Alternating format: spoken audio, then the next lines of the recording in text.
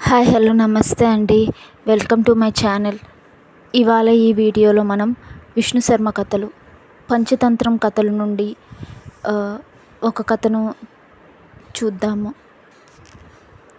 ఇక మనం వీడియోలోకి వెళ్ళిపోదామండి. అనగనగా ఓ రాజు. ఆ రాజు పేరు సుదర్శనుడు. అతనికి చెప్పుకోలేని కష్టం వచ్చింది. అదేమిటంటే నలుగురు కొడుకులు ఉన్నారు అతనికి. ఆ నలుగురు కొడుకులకి ఆటలంటే ఇష్టం, పాటలంటే ఇష్టం, చదువు అంటే ఇష్టం లేదు. బాగా చదువుకొని శాస్త్రాలని వంట పట్టించుకుంటేనే కదా గొప్పవారు, రేపటి రాజులు అవుతారు. కానీ చదువు అంటేనే ఇష్టం లేదు వాళ్ళకి. అలా అని శుద్ధ మొద్దులా అంటే కాదు, బుద్ధిమంతులే. రాజుగారు ఆ బాధలోనే కొలువు తీరారు. పండితులతోనూ విద్వాంసులతోనూ రకరకాలుగా చర్చలు చేశారు. ఆ సందర్భంలో ఓ పండితుడు ఇలా అన్నాడు: మనిషి డబ్బుతోనూ, అధికారంతోనూ, యవ్వనంతోనూ, అవివేకంతోనూ జాగ్రత్తగా ఉండాలి. లేని పక్షంలో ఆ నాలుగింట దేనితోనైనా చెడిపోయే ప్రమాదం ఉంది.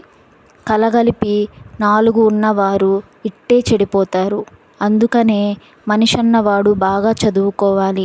చదువంటేనే తెలివితేటలు, వివేకం, జ్ఞానం అలవడి చెడిపోకుండా ఉంటారు. మనిషికి విద్య కన్ను లాంటిది. ఆ కన్ను లేకపోతే కష్టం. బతుకంతా చీకటే. పండితుని మాటలతో రాజు బాధ రెట్టింపయింది. కొలువు చాలిస్తున్నానని చెప్పి చరచరా అంతఃపురంకి వెళ్ళిపోయారు రాజు. కొలువుని ఇలా మధ్యలో ముగించిన సందర్భాలు లేవు. ఉత్సాహంగా కొలువు తీరే రాజు ఇటీవల నిరుత్సాహంగా కొలువు తీరడం, ఏదో బాధలో ఉన్నట్టు అనిపించడం పండితుల్ని, విద్వాంసులనే కాదు, మంత్రి రాజదత్తుని కూడా కలచివేసింది. పిల్లలు అరుపులు, కేకలు వినిపిస్తుండడంతో అంతఃపురం కిటికీలో నుండి కిందకు చూశాడు రాజు. ఉద్యానవనంలో తన నలుగురు కొడుకులు అల్లరిగా ఆడుకోవడం కనిపించింది. కన్నీళ్ళొచ్చాయి అతనికి.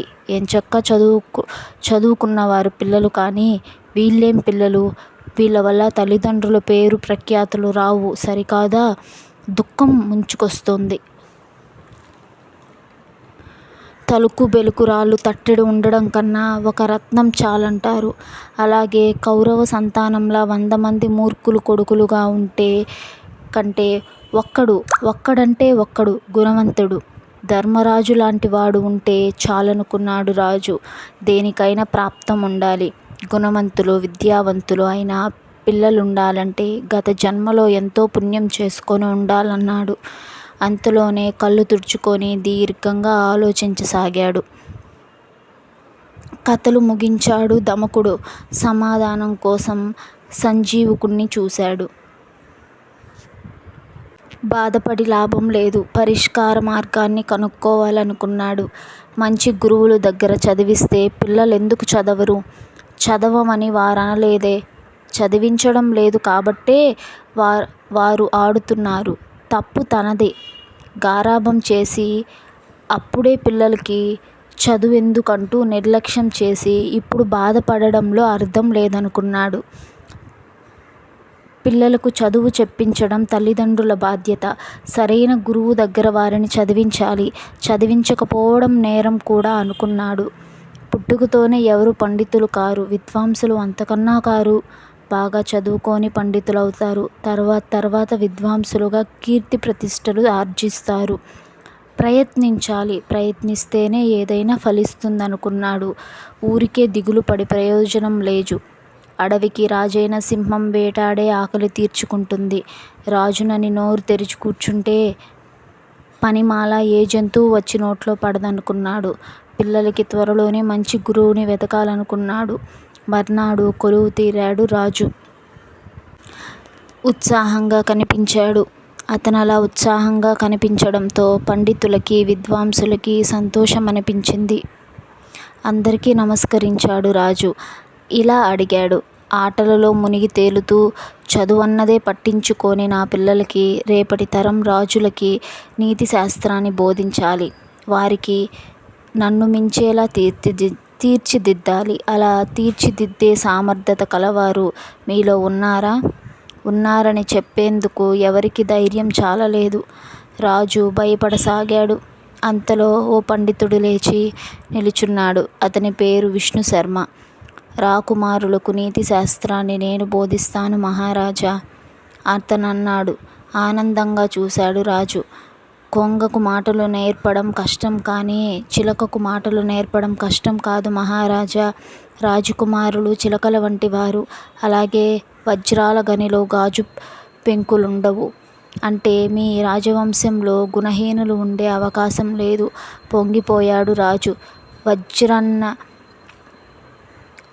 వజ్రాన్ని సాన పెడితేనే ప్రకాశిస్తుంది. అలాగే ఎంత రాజకుమారులైనా వారికి తగిన గురువు అవసరం. ఆ గురువుని నేనే నాకనిపిస్తోంది.